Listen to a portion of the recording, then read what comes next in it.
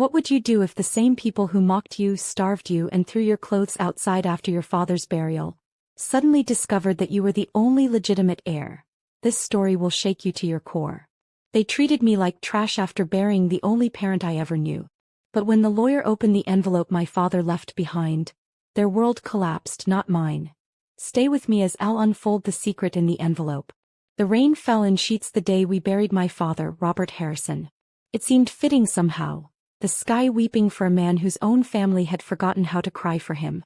I stood at the graveside in my simple black dress, the one I'd bought from a discount store 3 towns over because I knew better than to ask Vanessa for money. The fabric clung to my skin, cold and unforgiving, but I barely felt it. Numbness had become my constant companion over the past week. My stepmother stood across from me, draped in expensive mourning clothes that probably cost more than my entire wardrobe. Vanessa Harrison, formerly Vanessa Morse, had always known how to dress for an occasion. At 48 she maintained the kind of polished beauty that came from regular spa treatments and a personal trainer. Her highlighted hair was swept up in an elegant chignon, and even her tears seemed calculated, dabbed away with a monogrammed handkerchief at precisely the right moments. Beside her stood her 3 children, my supposed siblings. There was Marcus, 28, 2 years my senior, with his sharp jawline and sharper tongue. He'd inherited Vanessa's talent for cruelty, though he wrapped his in expensive suits and corporate jargon. Then came Sophia, 25, beautiful and venomous in equal measure. She'd perfected the art of the backhanded compliment, of making you feel small while smiling sweetly. And finally there was Julian, 23, the baby of the family and perhaps the worst of them all because he'd learned to combine his siblings' tactics with an air of innocent charm that fooled everyone but me. They stood together, a united front of designer grief, while I stood alone on the other side of the grave. It had always been this way, them and me, the insiders and the outsider, the beloved children and the tolerated one. Elena, Vanessa's voice cut through the sound of rain and the priest's final prayers. You try not to look so dramatic. Your father wouldn't have wanted you making a scene. I said nothing. I'd learned long ago that responding only made things worse. Marcus leaned towards Sophia and whispered something that made her laugh, actually laugh, at our father's funeral. Julian smirked, and I felt my chest tighten with a familiar mixture of grief and rage. The priest finished his benediction and people began to disperse, offering their condolences to Vanessa and her children. A few, very few, stopped to speak to me. Most didn't seem to know I existed. Mrs. Patterson, our elderly neighbor, squeezed my hand. Your father was a good man, Elena. He loved you very much. I wanted to ask her how she knew, what signs she'd seen that I'd missed, but she was already moving away, back to the warmth of her sea air. As the crowd thinned, I remained by the grave, watching as the cemetery workers prepared to lower the casket. This was it. The last moment I'd ever be this close to my father. The last chance to say everything I'd never gotten to tell him. I love you, Dad, I whispered. I hope you knew that. I hope you know that I never blamed you for any of it. Elena. Vanessa's voice was sharp. The cars are leaving. Unless you plan to walk back in the rain. I turned to see her standing by the black limousine, her children already inside. She wasn't offering me a seat out of kindness. She just didn't want the embarrassment of people seeing me trudge through the rain. I climbed into the car and took the seat facing backward as far from them as possible. The ride back to the Harrison estate, the house I'd grown up in but never truly felt was home, passed in silence. But it wasn't a comfortable silence. It was the kind that came before a storm. The Harrison estate sat on 5 acres of pristine land just outside the city limits of Millbrook. It was the kind of place that made people slow their cars to stare. A colonial revival mansion with white columns, black shutters, and grounds that required a full-time groundskeeper. My father had built his construction company from nothing, and this house had been his pride and joy. As we pulled up the circular driveway, I felt a familiar knot form in my stomach. I'd grown up here, but I'd never belonged here. Not really. Inside, the house was already filled with people. Friends, business associates, distant relatives, all gathered for the post-funeral reception. Caterers moved through the rooms with trays of canapés and glasses of wine. It looked more like a cocktail party than a wake. I slipped upstairs to my room, the small bedroom at the end of the hall, the one that had been mine since childhood. It was the smallest bedroom in the house, originally intended as a sewing room. While Marcus, Sophia and Julian each had sprawling suites with ensuite bathrooms and sitting areas, I had 4 walls, a twin bed and a bathroom I shared with the hallway that I changed out of my wet dress and into jeans and a sweater, then sat on my bed and let myself cry. Really cry. The kind of crying that shakes your whole body and leaves you gasping for air. My father was gone.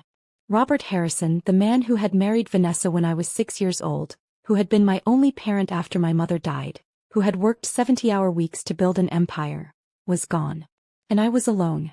A knock on my door made me wipe my eyes hastily. Elena. It was Marcus. Vanessa wants you downstairs. We're cutting the cake. Of course there was cake. Vanessa had insisted on it, said it was what Robert would have wanted. Never mind that my father had hated being the center of attention, had specifically told me once that he didn't want any fuss when he died, that I followed Marcus downstairs, where an elaborate sheet cake sat on the dining room table, decorated with a photo of my father printed on edible paper. It seemed grotesque somehow, but everyone else was smiling and complimenting Vanessa's thoughtfulness. There she is, Vanessa said when she saw me, her voice dripping with false warmth. Come dear, help me serve the cake. I moved to the table automatically, playing the role I'd always played, the quiet, obedient daughter who did as she was told. As I cut slices of cake and handed them out on fine china plates, I heard snippets of conversation. Such a tragedy losing Robert so young. At least Vanessa has the children to help her through this. That construction company is worth millions, you know? The estate must be quite substantial. Money. It always came back to money with these people. Julian appeared at my elbow, his handsome face arranged in what might have passed for sympathy if you didn't know him. Elena, Vanessa wants you to make sure the caterers clean up properly. You know how she is about the kitchen. I nodded because what else could I do? The reception dragged on for hours. I served, I cleaned, I smiled when required. At one point, I overheard Sophia talking to a friend. I just don't know what we're going to do with her, Sophia said, not bothering to lower her voice. I mean, we can't just kick her out, can we? Not right away. But honestly, this house is for family. Her friend made a sympathetic noise. How difficult for you all. I gripped the tray I was holding so hard. My knuckles turned white. Finally, mercifully, the last guest left. The caterers packed up their things. The house fell quiet.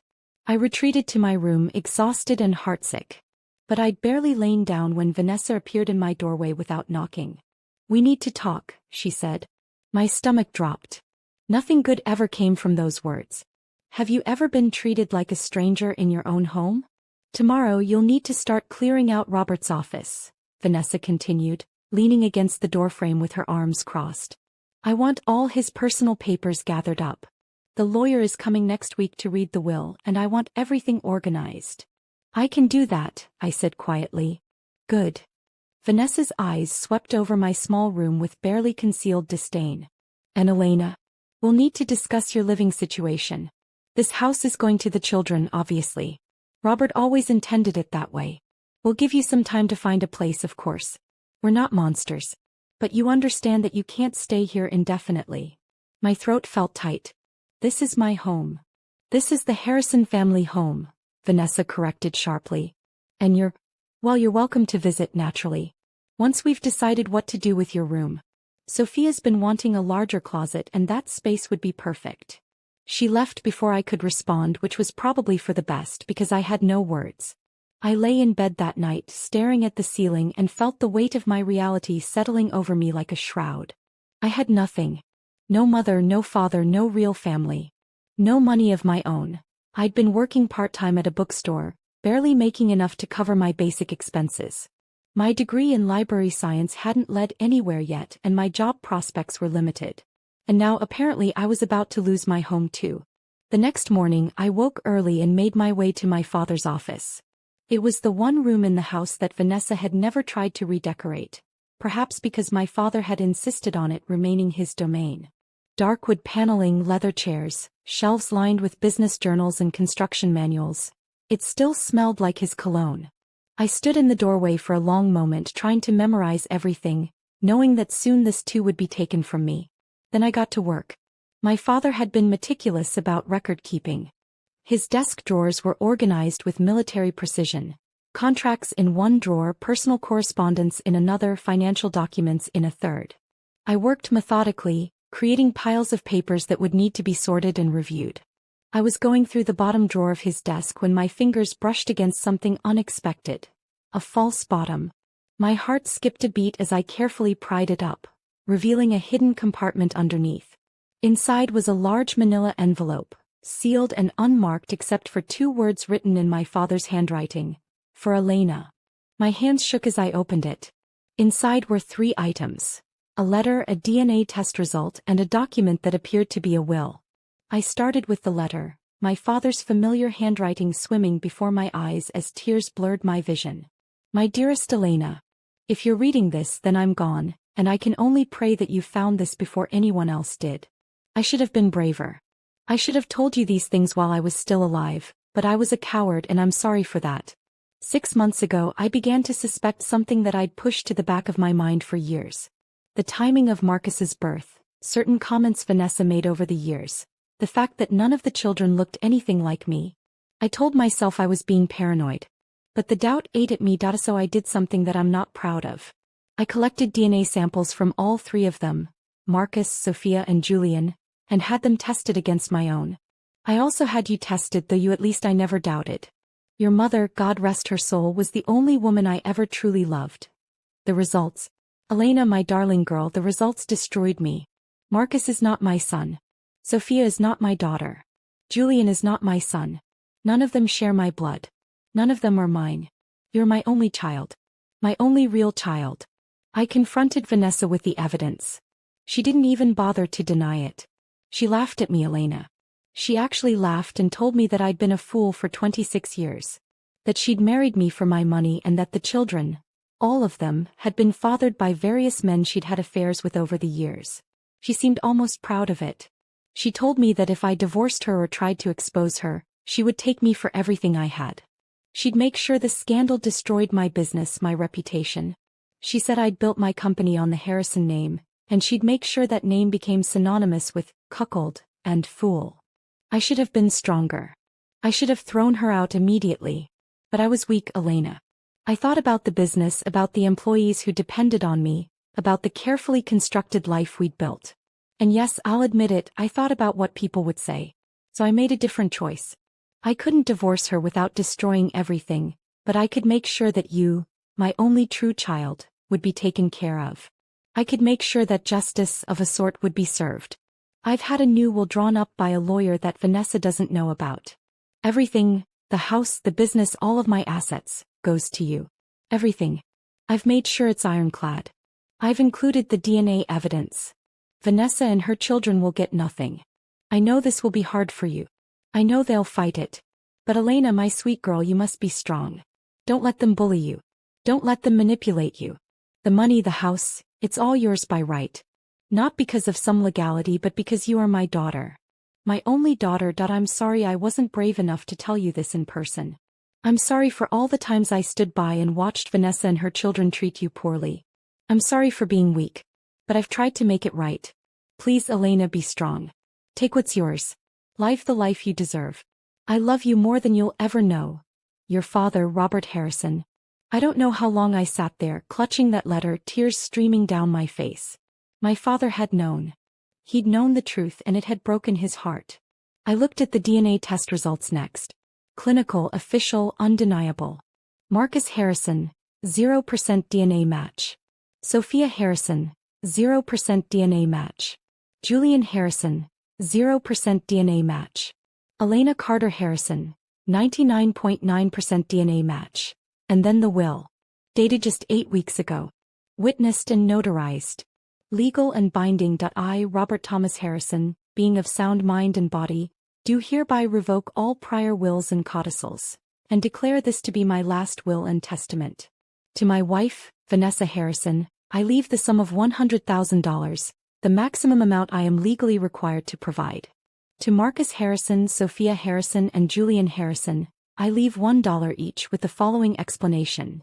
DNA evidence attached hereto as Exhibit A proves conclusively that none of these individuals are my biological children, but rather the products of extramarital affairs conducted by my wife, Vanessa Harrison, during our marriage. To my only biological child, Elena Marie Carter Harrison, I leave the entirety of my estate, including but not limited to the Harrison family residence and all grounds, Harrison Construction Company and all subsidiary businesses, all bank accounts, investments and financial assets, all personal property, vehicles and possessions, all intellectual property and business interests. I furthermore attach a letter explaining my reasoning, and I include DNA evidence to support the claims made herein. I anticipate that this will may be contested, and I have therefore ensured that all evidence is documented and irrefutable. My daughter Elena has been treated as less than family for too long. This is my final attempt to make amends for my cowardice in life. The will went on for several more pages, detailing the specifics of the estate, naming an executor, a lawyer named Gerald Thornton whom I'd never heard of, and making clear that any attempt to contest the will would result in the offending party receiving nothing at all. I sat in my father's office, surrounded by the evidence of a life lived in quiet tragedy, and I felt something shift inside me. My father had been weak, yes. He'd allowed Vanessa and her children to treat me terribly for years. But in the end he'd tried to make it right. And now I had a choice to make. I could hide this evidence, pretend I never found it. Let Vanessa and her children inherit everything as they expected. Keep the peace. Continue being the quiet, invisible Elena who never fought back. Or I could honor my father's final wishes. I could let the truth come out. I could take what was legally, morally, rightfully mine. But I knew what that would mean. It would mean war. I carefully gathered up all the documents and returned them to the envelope. Then I slid it into my shoulder bag and went to find my phone. The name on the will, Gerald Thornton, wasn't familiar to me, but a quick internet search revealed that he was a prominent estate attorney in Millbrook, with a practice that specialized in complex family trusts and contested wills. I called his office. Thornton and Associates, a pleasant voice answered. Hello, my name is Elena Carter Harrison. I'm calling about my father, Robert Harrison. I believe Mr. Thornton handled some legal matters for him. There was a pause. Miss Carter Harrison, yes. Mr. Thornton has been expecting your call. Please hold. Expecting my call? A moment later, a deep male voice came on the line. Miss Carter Harrison, I'm very sorry for your loss. Your father was a good man. Thank you, I managed. I found something in his office. An envelope. With my name on it. I see. Then you know. I know what the DNA tests say. I know about the will. But I don't understand. Vanessa said you were coming next week to read the will. How did you? Your stepmother, Gerald Thornton said carefully, has contacted her own lawyer. She believes the estate will be divided according to your father's previous will, which did indeed leave everything split between her and all 4 children.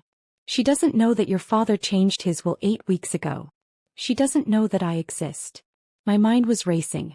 So when you come to read the will, it will be quite a surprise, he said grimly. Miss Carter Harrison, I need you to understand something. This is going to get ugly. Your stepmother and her children will fight this.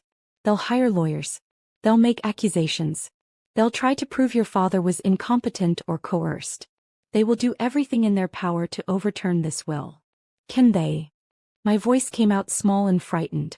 No, he said firmly. Not if we're prepared. Your father made sure of that. The DNA evidence is irrefutable. He was evaluated by 2 separate psychiatrists in the weeks before he made this will, both of whom certified that he was of sound mind. Every I is dotted, every I is crossed. But that won't stop them from trying. I thought about what my father had written in his letter. Be strong. Don't let them bully you. When do we do this? I asked. The official reading of the will is scheduled for next Monday at 2 p.m. I'll be coming to the house. I'd suggest you say nothing to anyone before then. Let them think everything is proceeding as they expect. And after? Gerald Thornton sighed. After, Miss Carter Harrison, you're going to need to be very, very strong. The next week was surreal. I moved through the house like a ghost, keeping my secret locked away inside me. Vanessa and her children were already behaving as though the estate was theirs. They'd begun discussing renovations, talking about which rooms would be redecorated, which cars they'd sell, how they'd restructure the business. I listened to these conversations with my head down, playing my usual role. Obviously we'll need to update the kitchen, Sophia said over breakfast Monday morning. Everything is so dated. I'm thinking Carrara marble countertops, Maybe those glass front cabinets that are so trendy right now. Don't forget the master suite, Marcus added. The bathroom needs to be completely gutted. I want one of those rainfall showers and a soaking tub big enough for two. Vanessa smiled indulgently at her children. Of course, darlings. We'll hire the best designers. This house is going to be absolutely stunning once we're done with it. Julian looked up from his phone. What about the business? I've been thinking I should take a more active role. Maybe start as a VP or something. Marcus snorted. You don't know the first thing about construction. Neither do you, Julian shot back. You've been working in that corporate office pushing papers. At least I have a business degree. Both of you will have roles, Vanessa interjected smoothly. There's plenty for everyone. The business is quite profitable. There's no reason we can't all benefit. I kept my eyes on my coffee cup and said nothing. Sophia turned to me suddenly. Elena, you'll need to start packing up your things. I'm going to need that room for my new closet, and the contractor is coming next week to take measurements. The will hasn't even been read yet, I said quietly. Vanessa waved a hand dismissively. Just a formality, dear. Your father's previous will left everything to be divided among the family, and that's obviously what this will say too. There's no point in delaying the inevitable. Mrs. Patterson from next door was asking about you, Marcus said to me, his tone making it clear this was somehow an inconvenience. Something about helping you look for apartments? I told her you were handling it yourself. Of course he had. Mrs. Patterson had been the only neighbor who'd ever shown me genuine kindness, and Marcus couldn't stand that. The lawyer will be here at 2 p.m., Vanessa announced. I expect everyone to be present and dressed appropriately. This is an important family moment. Family. The word tasted bitter in my mouth. I spent the morning in my room packing a few essential items into a bag, just in case things went even worse than expected. I had a little money saved, enough for a hotel room if I needed it. I wasn't sure what would happen after the will was read, but I knew I needed to be prepared for anything. At 1:45 p.m. I came downstairs. Vanessa had assembled everyone in the formal living room, the one we'd almost never used when my father was alive because he'd always said it was too fancy for real living. Now it seemed appropriate somehow, this cold, uncomfortable room for this cold, uncomfortable moment. Marcus was there in an expensive suit, looking every inch the successful businessman he pretended to be. Sophia wore designer everything, her hair and makeup perfect as always. Julian was dressed more casually but still expensively, designer jeans and a cashmere sweater. Vanessa herself looked like she was dressed for a photo shoot. Elegant black dress, tasteful jewelry, her hair and makeup flawless. And then there was me in my simple black pants and white blouse, the best interview outfit I owned. We sat in silence, waiting. The grandfather clock in the corner ticked loudly, each second stretching out interminably. At precisely 2 p.m. the doorbell rang. Vanessa stood gracefully. I'll get it. Everyone remember. This is a solemn occasion. I expect dignity and decorum. She swept from the room and I heard her greeting someone at the door. Mr. Wilson? Thank you so much for coming. We're all in here. But it wasn't Mr. Wilson who entered the living room. It was Gerald Thornton, tall, gray-haired in his 60s, carrying a briefcase and wearing an expression that gave nothing away. Vanessa faltered. I'm sorry, I thought you were Harold Wilson. He's our family lawyer. I'm Gerald Thornton, he said, his voice cool and professional. I'm the executor of Robert Harrison's estate. I'm here to read the will. Confusion rippled through the room. Marcus frowned. I don't understand. Harold Wilson has handled all of Father's legal matters for years. Not this matter, Gerald said simply. He moved to the center of the room and opened his briefcase, pulling out a thick folder. Is everyone present? This is Vanessa Harrison, Marcus Harrison, Sophia Harrison, Julian Harrison, and... His eyes found me. Elena Carter Harrison. Good. We can begin. Vanessa had recovered her composure. She sat down gracefully, gesturing for Gerald to continue. Well, this is unusual, but please proceed. I'm sure everything is in order. Indeed it is, Gerald said. He pulled out several documents. Before I begin reading the will itself, I need to provide some context. Robert Harrison came to me 8 weeks ago with concerns about his family situation. He requested that I conduct a thorough review of his estate and prepare a new will based on information he'd recently discovered. The room was very quiet now. As part of this process, Gerald continued, Mr. Harrison provided me with DNA test results that had a significant bearing on his decisions. I have copies of these results for each of you, should you wish to review them. Vanessa had gone very still. The color was draining from her face. What DNA results? Marcus demanded. What is this about? Gerald looked at him steadily. The results indicate that you, Marcus Harrison, are not the biological son of Robert Harrison. The same is true for Sophia Harrison and Julian Harrison. None of you share DNA with the deceased. The room exploded. That's absurd. Marcus was on his feet. This is some kind of trick. How dare you? Sophia's voice was shrill. Our father loved us. This is a scam, Julian said, looking between Gerald and Vanessa. Mom, this is obviously a scam. Tell him. But Vanessa said nothing. She sat frozen in her chair, her perfect facade finally cracking. Gerald held up a hand for silence. I have the original DNA test results here, conducted by AccuDNA Labs, one of the most reputable genetic testing facilities in the country. I also have verification from a second independent lab. The results are conclusive and irrefutable. He turned to me. The only biological child of Robert Harrison is Elena Carter Harrison. All eyes turned to me. I felt my heart hammering in my chest, but I kept my face as neutral as I could manage. This is insane, Marcus said, but his voice had lost some of its certainty. He was looking at Vanessa now. Mom? Tell them this is crazy. Tell them these results are fake. Vanessa's hands were clenched in her lap. Her voice, when she finally spoke, was barely above a whisper. Robert knew. He knew, Gerald confirmed. He confronted you about it according to the letter he left. You confirmed his suspicions. What letter? Sophia demanded. What is he talking about? Gerald pulled out another document. Mr. Harrison left a detailed letter explaining his discovery and his reasoning for the decisions he made in his new will. But I think it's best if I simply read the will itself. I believe that will make everything clear. He put on his reading glasses and began. I, Robert Thomas Harrison, being of sound mind and body. I watched their faces as Gerald read.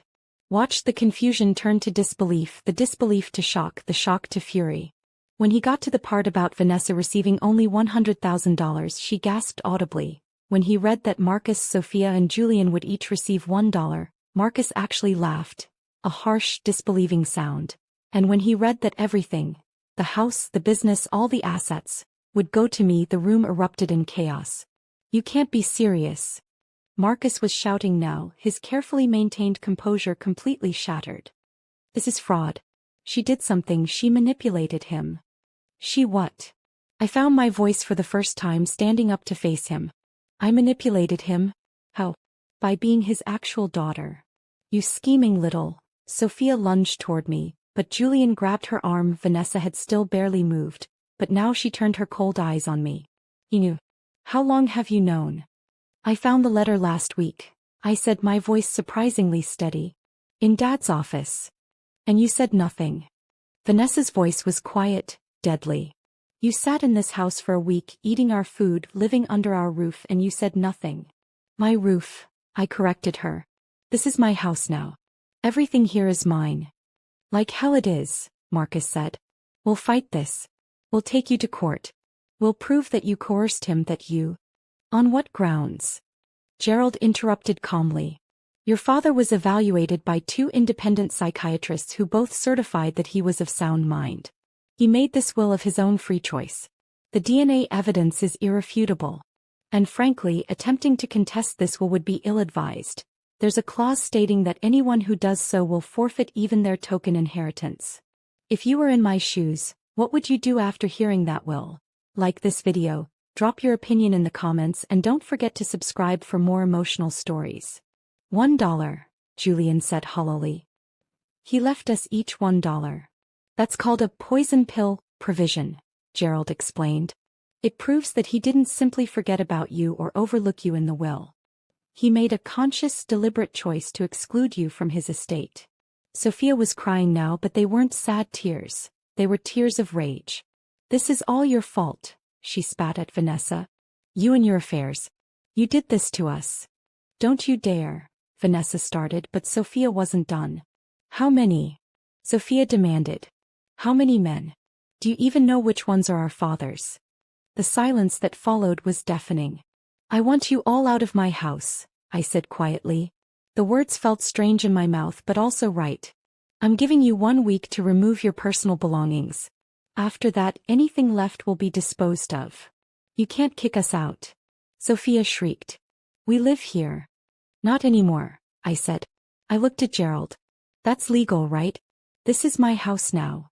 The property transferred to you upon your father's death, Gerald confirmed. As the sole owner, you have every right to determine who resides here. Marcus was staring at me like he'd never seen me before. You're really going to do this? Throw out your own family? You're not my family, I said, and hearing the words out loud felt like breaking free from chains I'd been wearing my whole life. You never were. You made that very clear every single day I lived in this house. Elena, Vanessa said, and for the first time, there was something almost like pleading in her voice. Be reasonable. Yes, I made mistakes. Yes, I was unfaithful. But we raised you. We gave you a home. Doesn't that count for something? I thought about all the times she'd criticized me, belittled me, made me feel small. I thought about the insults, the slights, the way she'd stood by while her children tormented me. I thought about my father's letter, about how she'd laughed at him when he confronted her. No, I said simply. It doesn't. The construction company, Marcus said suddenly. You can't run Harrison Construction. You don't know anything about the business. I'll learn, I said. Or I'll sell it. Either way, it's not your concern anymore. You'll destroy it, Julian said bitterly. Everything Dad built, you'll run it into the ground. Your father, Gerald said pointedly, wanted Elena to have it. He trusted her with his legacy. Perhaps you should ask yourselves why he didn't trust any of you. Vanessa stood abruptly. Fine. We'll go. But this isn't over, Elena. We'll fight this will. We'll find lawyers who can. Save your money, Gerald interrupted. You'll lose. I've never written a more airtight will in 30 years of practice. Your husband saw to that. He wasn't their father, I said, the words coming out harder than I intended. That's the point.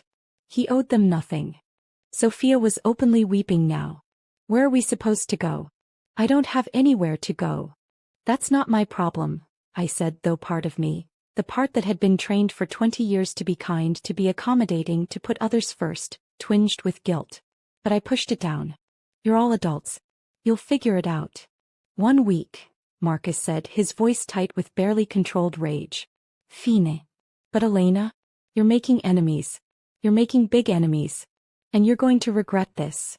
Is that a threat? Gerald asked sharply. It's a promise, Marcus said and walked out of the room. Sophia and Julian followed. Sophia still crying, Julian's face set in hard, angry lines. Only Vanessa remained.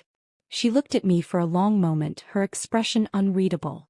Your father was weak, she said finally. I knew it from the moment I married him. Weak and desperate for love after your mother died. It was easy to make him believe he'd found it with me. You used him, I said. I survived, Vanessa corrected. I was young, beautiful, and poor. Robert offered me security. I took it. That's not a crime. Fraud is, though, Gerald noted. Adultery may not be criminal, but falsely representing children as legitimate heirs to an estate certainly opens you up to civil liability. Vanessa paled. You wouldn't. I might, I said, surprising myself. That depends on what happens over the next week. If you all leave quietly, take your personal belongings and go, then we can end this here. But if you fight me, if you try to damage the business or the estate out of spite, I will pursue every legal option available to me. Vanessa's jaw tightened. For a moment I thought she might say something else, but instead she simply turned and walked out, her heels clicking sharply against the marble floor. When she was gone, I sank back into my chair, suddenly feeling like all the strength had drained out of my body. Gerald sat down across from me. That took courage. I don't feel courageous, I admitted. I feel sick. That's normal. He pulled several more documents from his briefcase. Now we need to discuss logistics. The house is yours, as are all the assets. However, the business is complex. There are employees, contracts, ongoing projects. You'll need to meet with the management team, Reassure them that operations will continue as normal. I don't know anything about running a construction company. Your father knew that. He left detailed instructions for the transition. There's a vice president, Thomas Brennan, who's been with the company for 15 years. Your father trusted him implicitly. He suggested that you work closely with Tom to learn the business. I nodded, trying to absorb all of this. What about Vanessa's $100,000? It will be paid out within 30 days. The dollar amounts for the others will be delivered via certified mail, along with copies of the DNA results and the will. After that, they have no legal claim to anything. They're going to make my life hell, I said quietly. Probably, Gerald agreed. But you have the law on your side. And Ms. Carter Harrison? You also have money now. Substantial money. You can afford security if you need it. You can afford lawyers if they try anything. You're not powerless anymore. He was right. I wasn't powerless anymore. After Gerald left, I walked through the house slowly, seeing it with new eyes. This was mine now. The marble foyer with its crystal chandelier. The formal dining room with its table that seated 16. The library with floor-to-ceiling bookshelves. The chef's kitchen with its commercial-grade appliances. I climbed the stairs to the second floor and walked past the closed doors of Marcus's suite, Sophia's suite, Julian's suite. Then I reached my own small room at the end of the hall. This wouldn't be my room anymore, I realized. I could choose any room in the house. I could have the master suite. My father's room, with its sitting area and fireplace and enormous bathroom. But not yet.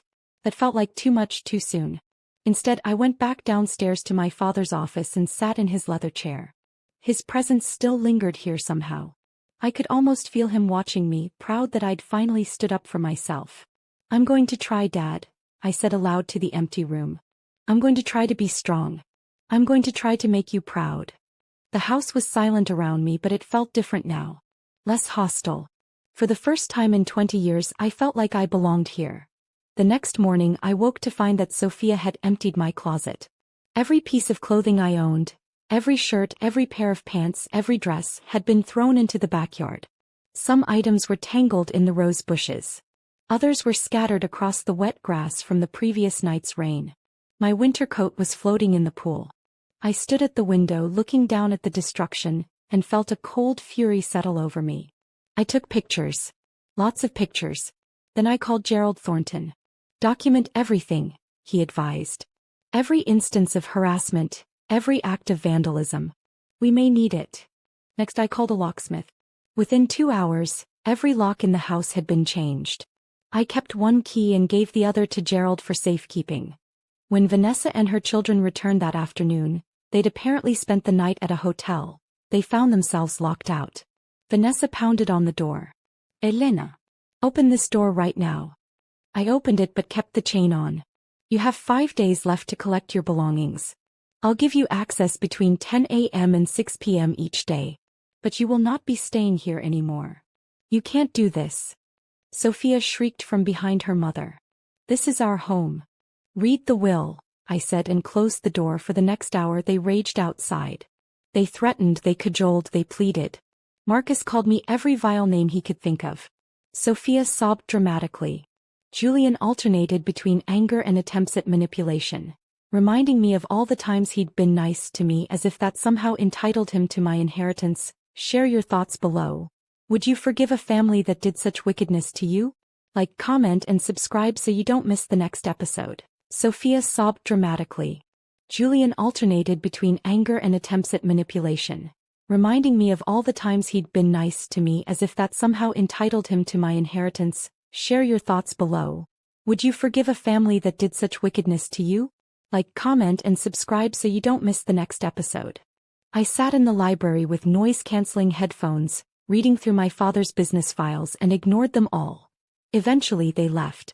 But I knew this was just the beginning. The next day I went to Harrison Construction's main office. It was a modern building on the outskirts of Millbrook, all glass and steel, a monument to my father's success. The receptionist looked surprised to see me. Miss Carter Harrison? Can I help you? I'm here to see Thomas Brennan, I said. He's expecting me. Gerald had called ahead to arrange the meeting. Tom Brennan met me in the lobby. A man in his late 50s with graying hair, tired eyes, and a firm handshake. I was very sorry to hear about your father, he said as he led me to his office. Robert was a good man. One of the best I've ever worked with. We sat down in his office, which overlooked the construction yard below. Through the windows I could see crews preparing for the day's work, trucks being loaded with materials, the controlled chaos of a thriving business. I'm not going to pretend I know what I'm doing, I told Tom honestly. I don't know anything about construction. But my father left this company to me and I want to honor that. I want to learn. Tom nodded slowly.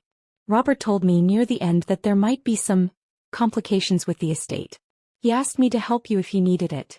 So here's what I suggest. I'll continue running day-to-day operations as I have been. You work with me, learn the business, meet the key players.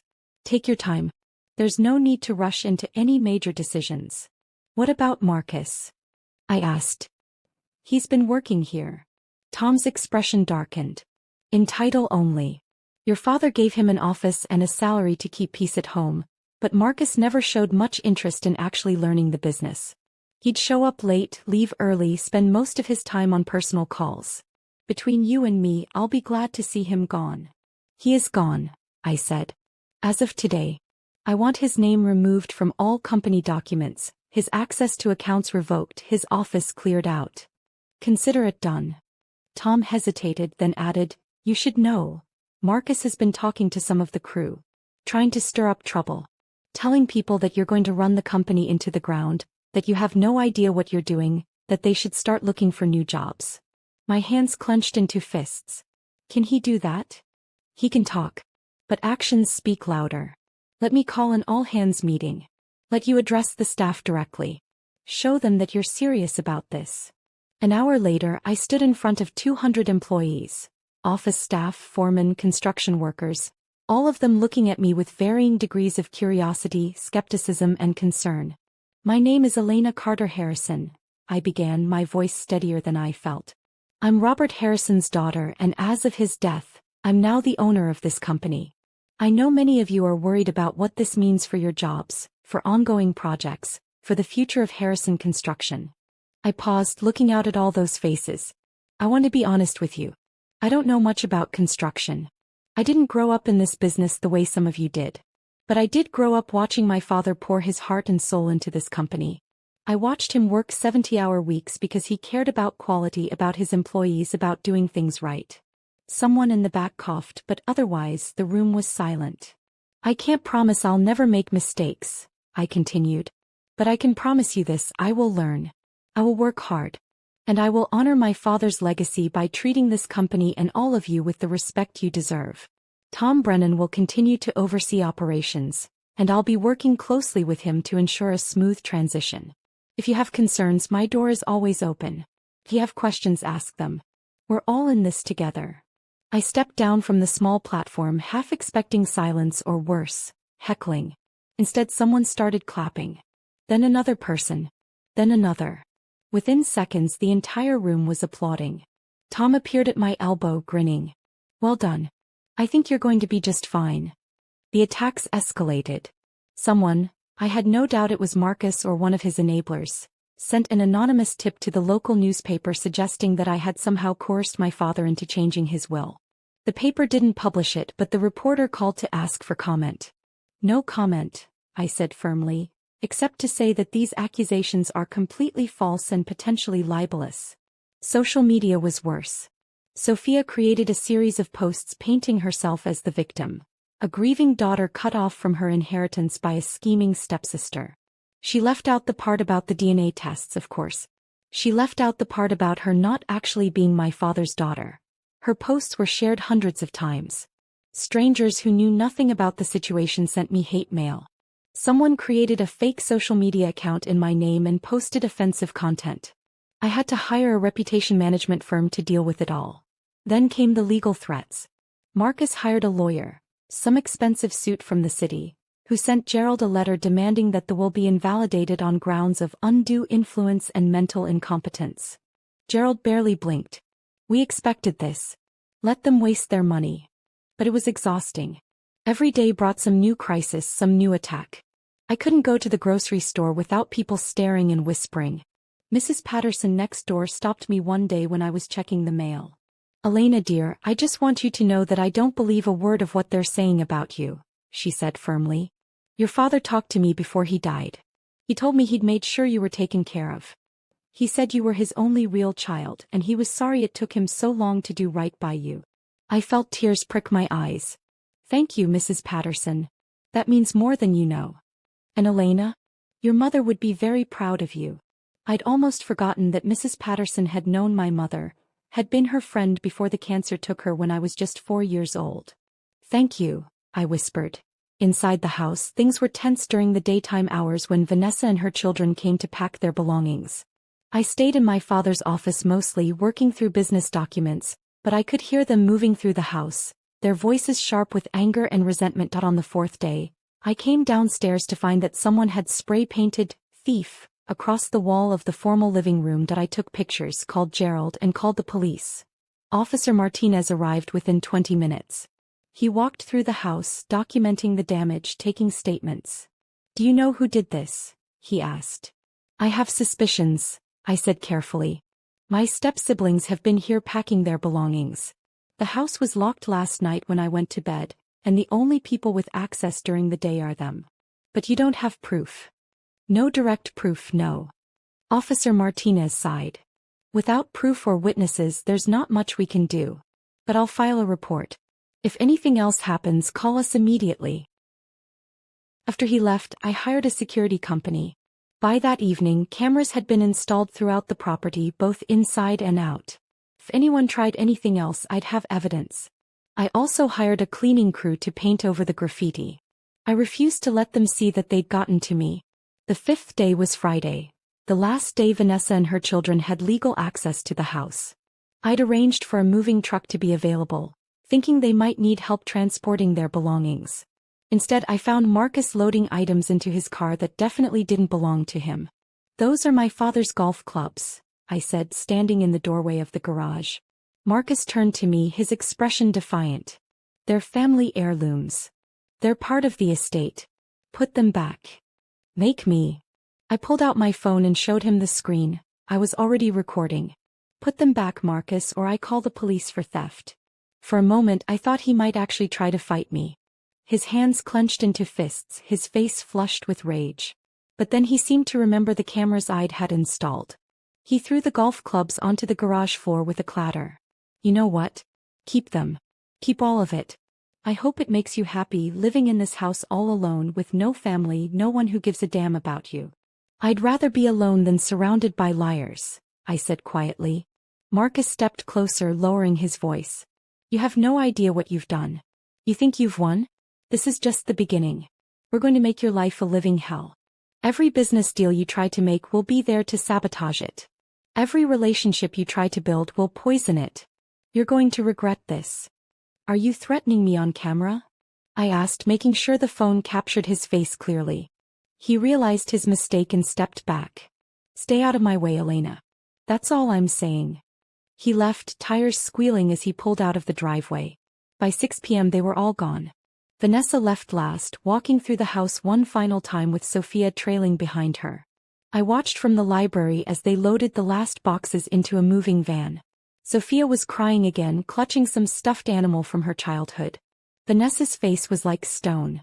When they finally drove away, I walked through the house slowly, room by room. Some furniture was missing. They'd taken pieces that had been in their bedrooms. But they'd also taken some things they shouldn't have. A painting from the hallway, some silver from the dining room, my mother's jewelry box from the master bedroom. I made a list and sent it to Gerald. He'd send them a formal demand letter. If they didn't return the items, we'd add theft to the list of potential charges. But honestly, I was too exhausted to care much about material possessions right now. They were gone. Finally, truly gone. The house was mine. I walked upstairs and stood in the doorway of the master suite. It was my father's room, the room he'd shared with Vanessa for over 20 years. It was large and luxurious, with its own sitting area, a fireplace, a bathroom bigger than my old bedroom, and a walk-in closet the size of a small apartment. Vanessa had stripped it bare. She'd taken all the linens, all the towels, even the curtains. The room was empty except for the massive bed frame and the built-in furniture. Good, I thought. Better to start fresh. I called a designer that evening, one of the firms that worked with Harrison Construction. By the next week I had plans for a complete renovation. Not just of the master suite but of the entire house. Every room that Vanessa had touched would be redone, erasing all traces of her presence. This is my home now. It is time it looked like it. The next few months were a whirlwind. I threw myself into learning the construction business with an intensity that surprised even me. I attended site visits, sat in on project meetings, studied contracts and blueprints until my eyes crossed. Tom Brennan was an excellent teacher, patient and thorough. Your father had an instinct for this business. He told me one day as we toured a new residential development Harrison Construction was building. He could look at a piece of land and envision exactly what it could become. You're starting to develop that same instinct. I wasn't so sure about that, but I was learning. And more importantly, the employees were starting to accept me. They saw that I showed up every day, that I asked questions, that I wasn't afraid to get my hands dirty. When a project fell behind schedule because of supply chain issues, I worked with the team to find solutions rather than just throwing money at the problem. The business was thriving. Harrison Construction had a solid reputation, excellent client relationships, and a backlog of projects that would keep us busy for years. My father had built something remarkable and I was determined to maintain it. On the personal front, things were harder. The house felt enormous and empty. I'd renovated the master suite and moved into it, but some nights I still felt like an imposter, sleeping in that huge bed in that enormous room. I didn't have many friends. I'd always been too busy surviving to build real relationships. But slowly, carefully, I started to change that. I joined a book club at the local library. I volunteered at a women's shelter on weekends. I started seeing a therapist to help me process everything that had happened. You've been through a tremendous trauma, Dr. Sarah Chin told me during one of our sessions. Not just recently but throughout your entire childhood. You were emotionally abused, neglected, made to feel worthless. The fact that you're functioning at all, let alone running a successful business, is remarkable. I don't feel remarkable, I admitted. I feel like I'm barely holding it together sometimes. That's normal. Healing isn't linear. You're going to have good days and bad days. Today was a good day. I just closed a major deal. A contract to build a new medical center that would bring in millions in revenue and employ dozens of workers for the next 2 years. The client had specifically requested to work with me, saying they'd been impressed by my vision for the project. I was in the office celebrating with Tom and the project team, when my assistant knocked on the conference room door. "I'm sorry to interrupt," she said, "but there's someone here to see you. She says it's urgent." Her name is Dr. Rebecca Marshall. The name meant nothing to me, but something about the way my assistant looked made me excuse myself from the meeting. Dr. Marshall was waiting in my office. A woman in her 60s with kind eyes and graying hair pulled back in a neat bun. "Miss Carter Harrison," she said, standing to shake my hand. "Thank you for seeing me. I'm a psychiatrist and I was one of the doctors who evaluated your father before he changed his will." I went very still. "Okay. I wanted to reach out to you personally because I thought you should know. Your stepmother's lawyers have subpoenaed my records. They're trying to build a case that your father was mentally incompetent when he made the new will." "But he wasn't," I said. "You certified that he was of sound mind." "He absolutely was," Dr. Marshall confirmed. "He was one of the most mentally acute patients I've ever evaluated. He knew exactly what he was doing and why. But I wanted you to be prepared. The lawyers will try to twist my evaluation, cherry-pick statements out of context. They'll argue that grief and betrayal clouded his judgment. Will it work?" I asked, my stomach sinking. "No," she said firmly. "Not if I have anything to say about it. Your father and I had several conversations during his evaluations. He talked about you quite a bit, actually. About how proud he was of you, how guilty he felt for not standing up for you sooner. He was very clear that he wanted to make things right." She reached into her bag and pulled out a manila envelope. "These are copies of my full evaluation notes. I'm giving them to you in advance because I want you to understand exactly what I'll be testifying to if this goes to court. Your father was a good man who made a difficult but entirely rational decision. I'll make sure the court understands that." After she left, I called Gerald and told him about the visit. "Expected," he said, though he sounded pleased. "But this is actually good news. If they're still trying to challenge the will after all this time, it means they're desperate. They know they're losing. So it's really almost over? Elena, I think you need to prepare yourself for the possibility that this might never truly be over." Vanessa and her children have shown themselves to be vindictive and relentless. Even if they lose the will contest, and they will lose, they may continue to harass you in other ways. I can handle it, I said and surprised myself by meaning it. 6 months after the will reading, the case finally went to court. Vanessa and her children, through their lawyer, were formally challenging the will on grounds of undue influence and mental incompetence. The courtroom was packed. The local media had caught wind of the case. DNA scandal rocks wealthy family, read one headline, and reporters filled the back rows. I sat at the defendant's table with Gerald, wearing my best suit, trying to project confidence I didn't entirely feel. Vanessa sat across the aisle with Marcus, Sophia, and Julian flanking her. They all looked expensive and perfectly put together. Vanessa wore pearls and a navy dress that screamed wronged widow. Sophia dabbed at her eyes with a tissue. Marcus glared at me with undisguised hatred. Their lawyer, Richard Blackwell, was exactly what I'd expected. Slick, silver-haired, the kind of attorney who specialized in high-profile cases. He stood to give his opening statement.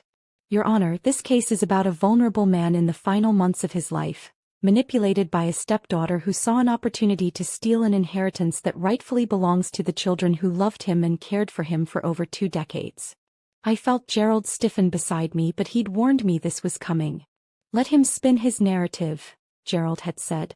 We have the facts on our side.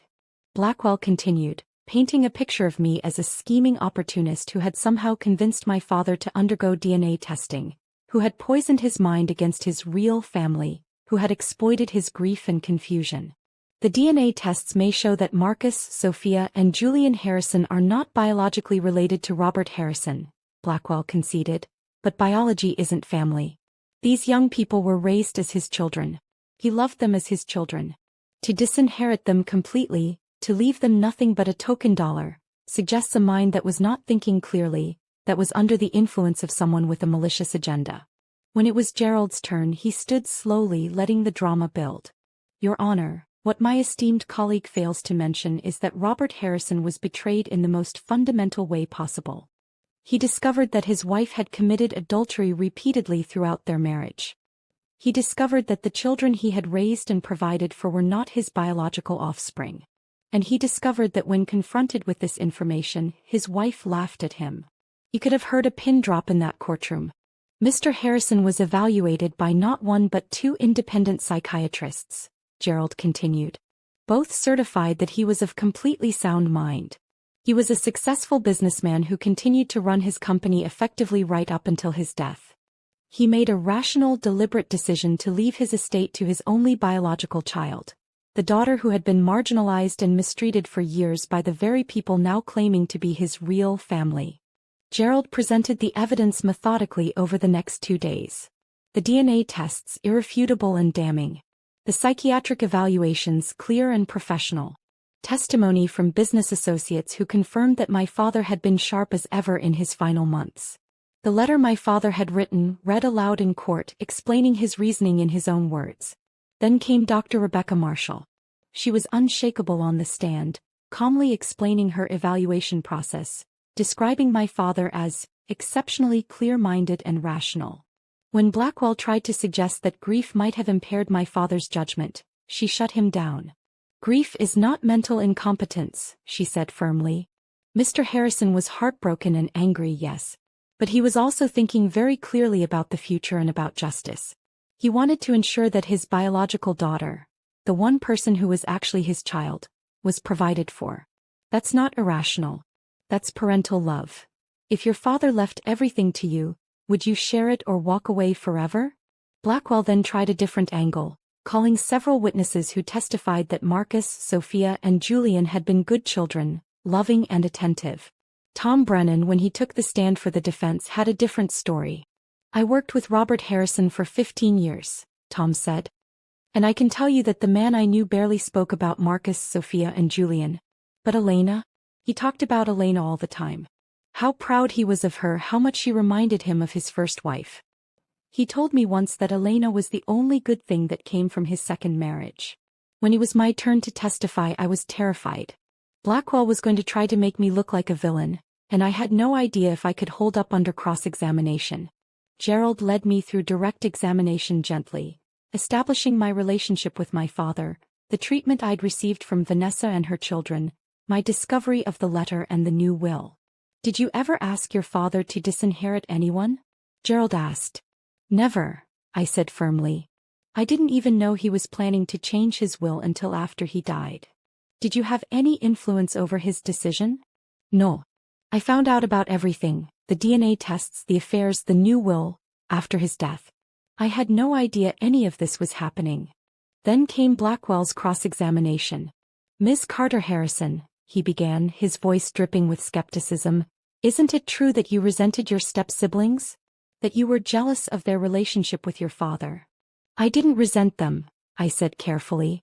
I was hurt by how they treated me, yes. But I never wanted anything bad to happen to them. But you benefited from something bad happening to them, didn't you? You got everything and they got nothing. I benefited from my father discovering the truth, I corrected. I benefited from finally being acknowledged as his daughter. If Marcus, Sophia, and Julian had been his biological children, I would have been happy to share the inheritance with them. But they're not. How convenient for you that these DNA tests happen to prove you were the only biological child.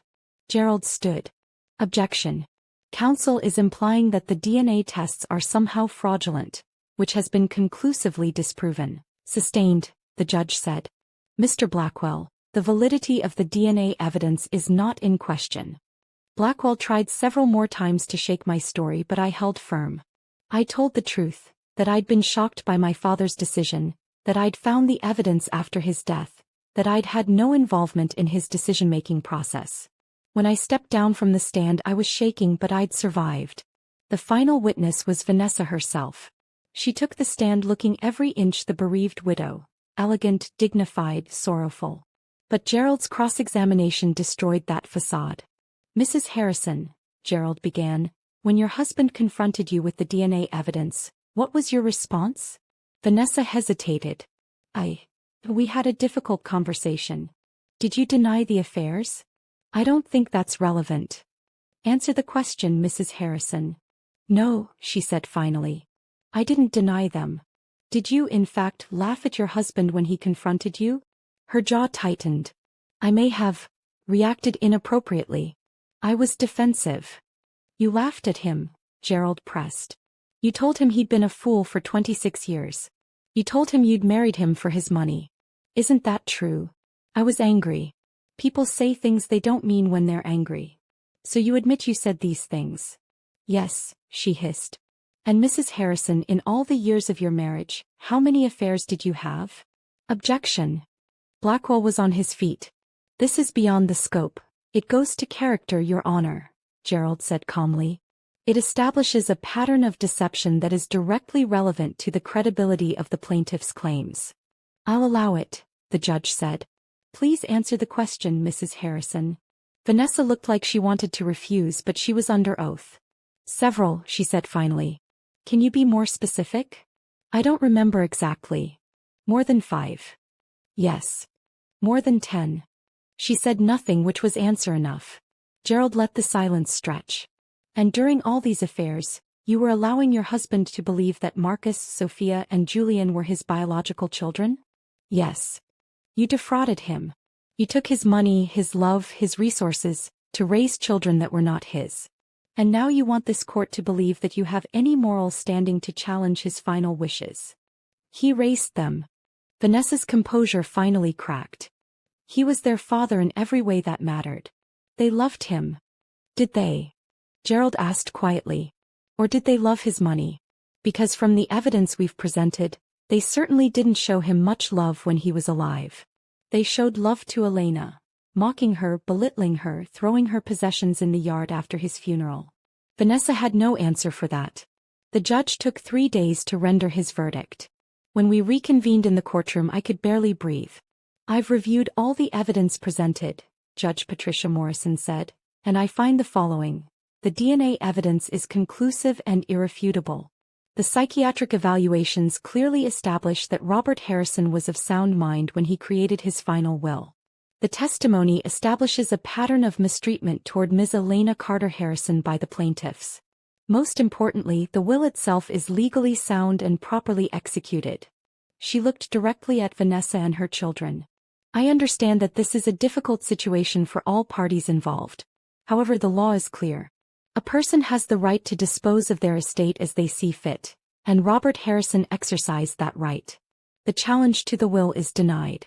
The will stands as written.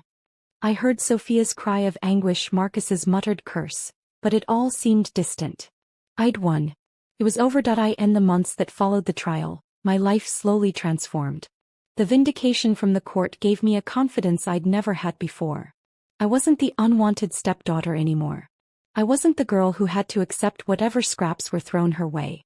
I was Elena Carter Harrison, owner of Harrison Construction, and I was finally coming into my own. The business continued to thrive. That medical center contract I'd secured led to more opportunities. Word spread that Harrison Construction had new leadership that was innovative, committed to quality, and genuinely cared about both clients and employees. We expanded into sustainable building practices, which opened up new markets. I promoted Tom Brennan to president of the company, making him my true partner in the business. Together we hired new talent, including several women in management positions. Harrison Construction became known as a great place to work, with fair wages, good benefits, and opportunities for advancement. The house slowly became home. I'd renovated most of it, erasing the last traces of Vanessa's presence. I turned Sophia's old room into a home office. Marcus's suite became a guest room for the friends I was slowly making. Julian's space became a library. A real library with comfortable chairs and good lighting and shelves full of books I actually wanted to read. I started dating, tentatively at first. It was hard to trust people, hard to believe that anyone would want me for myself and not for my money. But Dr. Chin helped me work through those fears. You're allowed to be cautious, she told me. You've been through trauma. But don't let that trauma keep you from experiencing love and connection. I joined the board of a local charity that helped single mothers get back on their feet. It felt good to use my resources to help people who were struggling the way I once had. Mrs. Patterson became a dear friend. We had tea together every Sunday and she told me stories about my mother, things I'd never known, memories that helped me feel connected to a woman I barely remembered.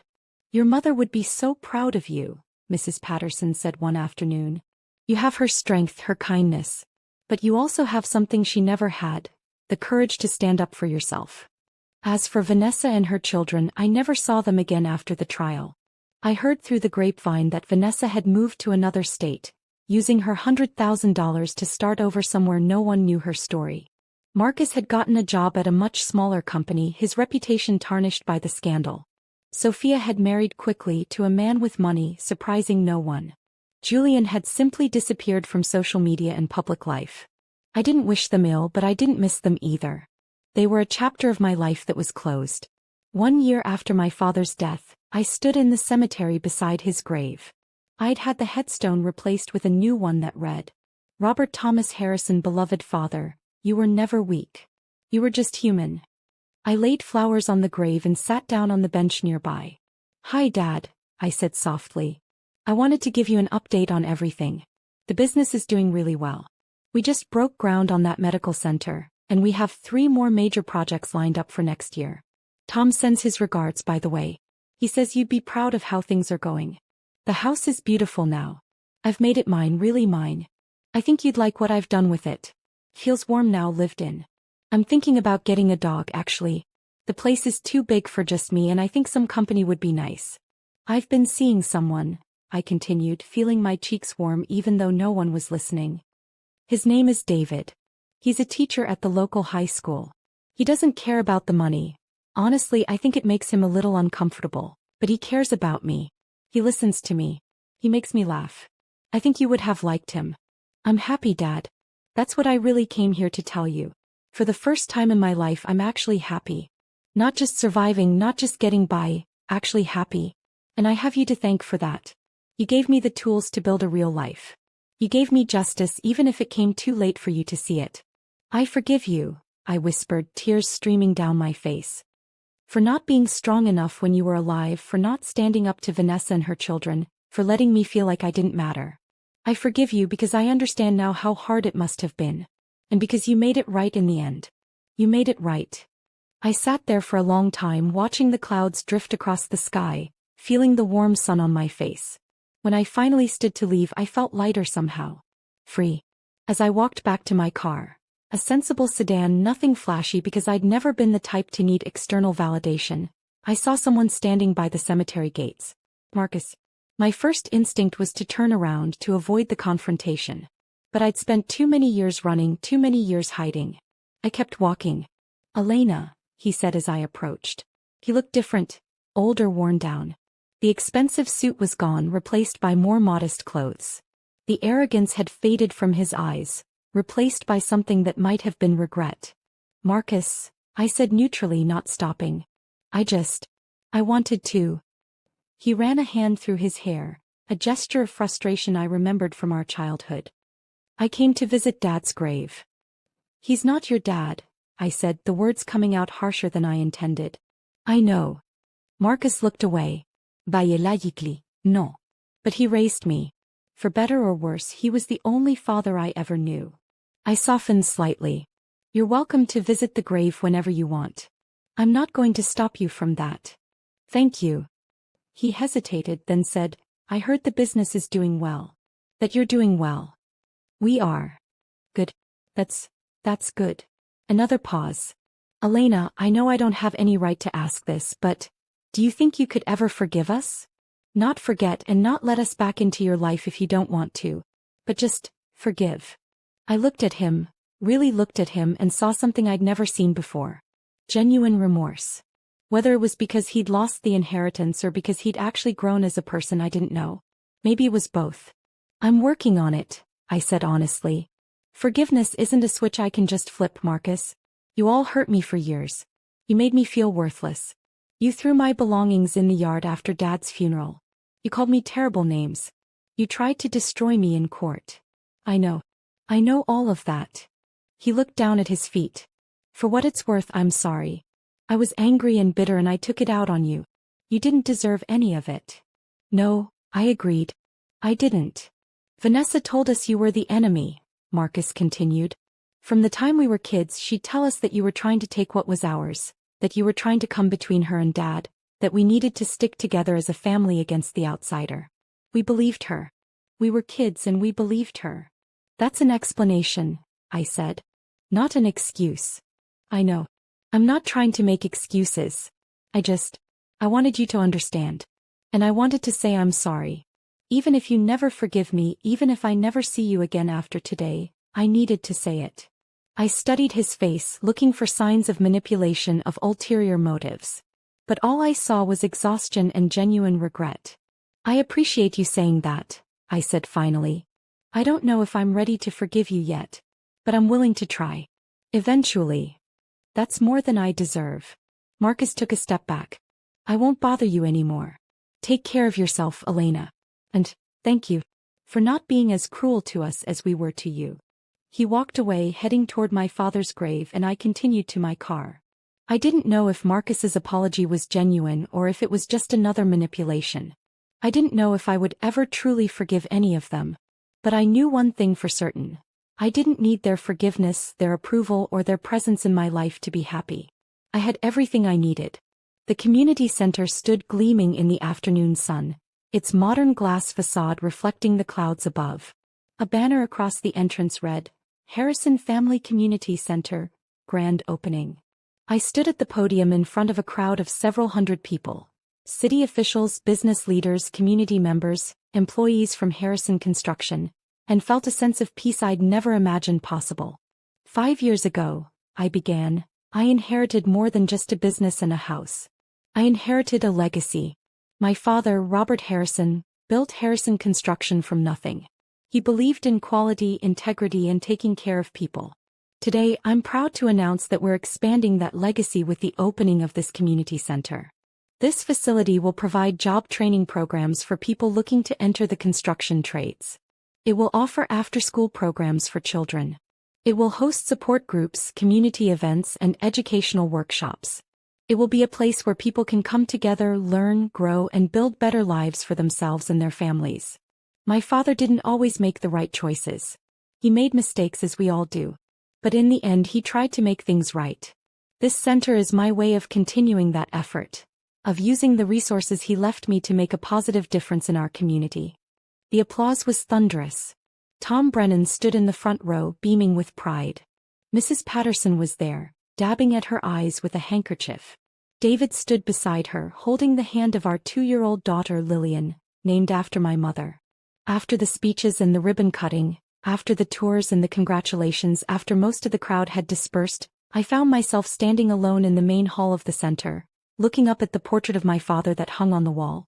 "I hope you're proud, Dad," I whispered. "He is." I turned to find an elderly woman I didn't recognize standing behind me.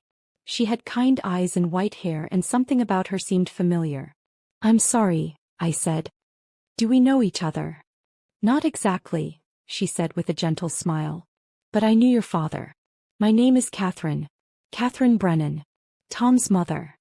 "Mrs. Brennan. Tom talks about you all the time." "And he talks about you," she said warmly. "He tells me you're like a daughter to him. That you've carried on your father's legacy beautifully." "I'm trying," I said. Catherine moved to stand beside me, looking up at my father's portrait. "Your father came to see me once, about 6 months before he died.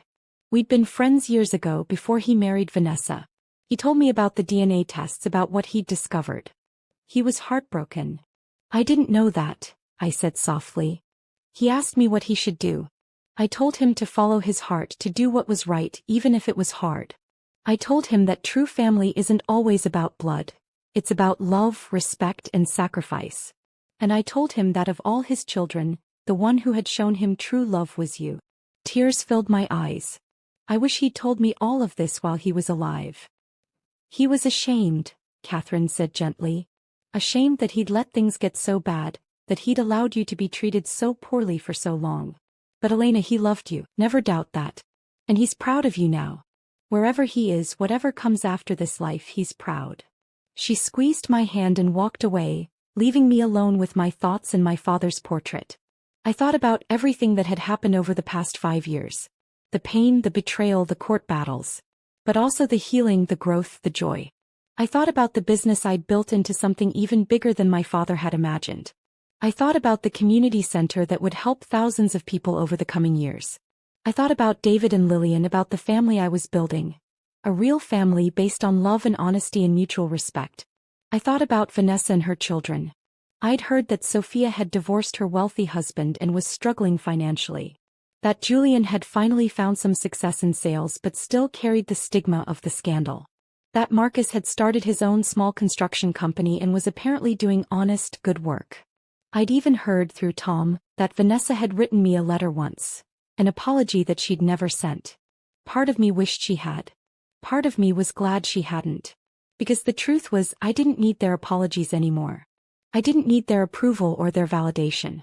I'd built a life I was proud of, not in spite of what they'd done to me, but perhaps because of it. Their cruelty had taught me strength.